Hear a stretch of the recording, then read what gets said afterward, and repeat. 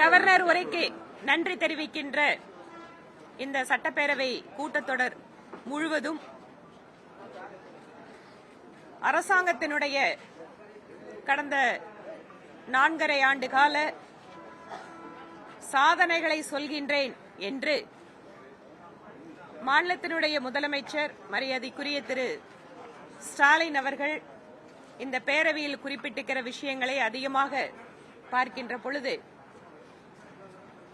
குறிப்பாக ஆளுநர் அவர்கள் இந்த அரசாங்கம் தயாரித்த உரையை ஏன் படிக்கவில்லை என்பதற்கு அவர் சொன்ன காரணங்களுக்கு எந்தவிதமான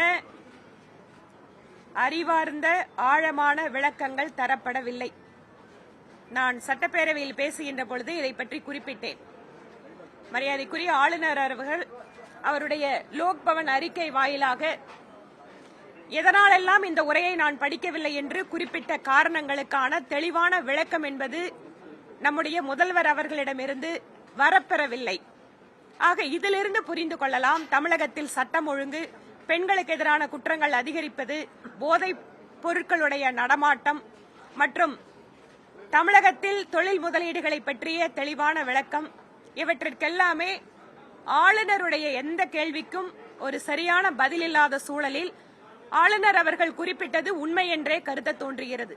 அதேபோல நேற்று அரசாங்கத்தினுடைய தனி தீர்மானமாக மத்தியிலே வளர்ச்சியடைந்த பாரதம் வேலை வாய்ப்புக்காக 125 நாள் கொண்டுவரப்பட்ட சட்டத்தை திரும்ப பெற வேண்டும் என ஒரு தனி தீர்மானத்தை கொண்டு வந்திருக்காங்க. இந்த 100 நாள் வேலை வாய்ப்பு திட்டத்தில் இதுவரை நடைபெற்றிருக்கிற முறைகேடுகள் என்பது, எந்த ஏழை மக்களுடைய வாழ்க்கைக்காக கொடுக்கப்பட்டதோ பணம் அந்த ஏழை மக்களை சரியாக சென்று சேரவில்லை என்பது மிக முக்கிய காரணம். தமிழகத்திற்கு கூட 100 நாள் வேலைவாய்ப்பு திட்டத்தில் எங்களுக்கு மத்திய அரசாங்கத்தினுடைய பணம் வரலன்னு தொடர்ச்சியா அவங்க குற்றச்சாட்டு வைக்கிறாங்க.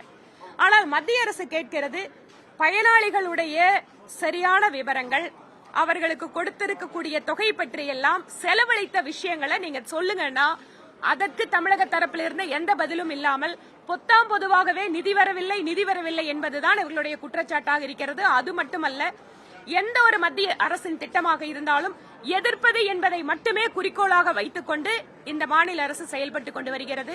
அதனால் இவர்களுடைய அரசாங்கத்தினுடைய திட்டங்கள் என்பது ஒன்று ஸ்டிக்கர் ஒட்டுவது, இன்னொன்று மத்திய அரசின் திட்டங்களை எதிர்ப்பது. இந்த 2 வழிகளில் தான் இந்த மாநில அரசு கடந்த தங்களுடைய ஆட்சி காலம் முழுவதும் செலவிட்டுக் கொண்டிருக்கிறார்கள்.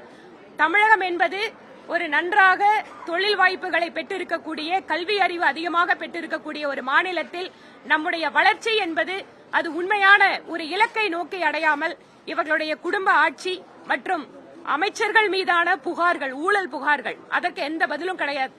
இவர்களால் நேர்மையான ஆட்சி இங்க நடத்துறோம்னு சொல்ல முடியல.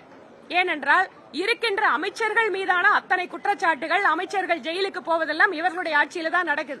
அது பற்றி எந்த விதமான விளக்கமும் அரசாங்கத்தின் தரப்பிலிருந்து வரவில்லை.